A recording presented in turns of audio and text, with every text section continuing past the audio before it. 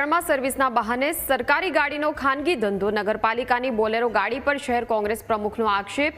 ગાડી 4 દિવસમાં 3128 કિલોમીટર ફરી હોવાનો દીપક પટેલનો દાવો છે। સરકારી ગાડીનો દુરુપયોગ કરનારા સામે ફરિયાદની માંગ। તો કારોબારી ચેરમેને કહ્યું, સમિતિની રચના કરી આ મામલે તપાસ હાથ ધરાશે। જવાબદારોને નહીં છોડીએ તેવું કારોબારી ચેરમેને કહ્યું છે। વાહન શાખાની બોલેરો કેમ્પર 0885 નંબરની ગાડી જે વાહન શાખા દ્વારા કહેવામાં આવ્યું હતું 4 તારીખે સર્વિસમાં મૂકી છે મહિન્દ્રા શોરૂમમાં, પણ આ ગાડી મહિન્દ્રા શોરૂમમાં હતી નહીં, જેની અમે તપાસ કરતા આજે લોગબુક જે ગુમ કરી હતી એ લોગબુક આજે મળી આવી છે અને ગાડી પણ આજે મળી આવી છે ખોવાયેલી।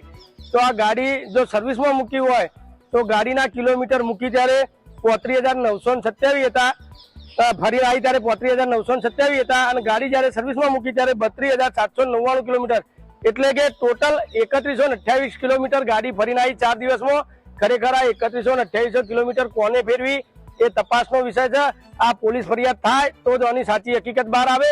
તો પાટણ નગરપાલિકાના સત્તાધીશોને મારી નમ્ર વિનંતી છે કે આમાં પોલીસ ફરિયાદ દાખલ કરી અને આ ગાડી જેને આવા ગાડીનો ઉપયોગ થયો છે, કોઈ દારૂની ખેપ વાગી છે, કોઈ બીજી જગ્યાએ વપરાય છે, ક્યાં વપરાય છે, એ તપાસનો વિષય છે।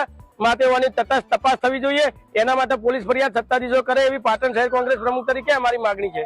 જાણવા મળ્યું છે કે આ ગાડી 4 તારીખે નગરપાલિકાની રિપેરિંગના માટે એ બહાર ગઈ હતી અને 4 તારીખથી 8 તારીખ સુધી એ 3000 કિલોમીટર ફરીને આવી, ક્યાં ફરી એ તપાસનો વિષય છે। અમને જાણવું છે, અમે એના માટે તપાસ કરાવવાના છીએ અને કોઈ પણ ચમરબંધી હશે આમાં એને અમે છોડીશું નહીં અને સાચી તપાસ કરી અને જે આમાં ગુનેગાર હશે એના પર અમે એક્શન લઈશું।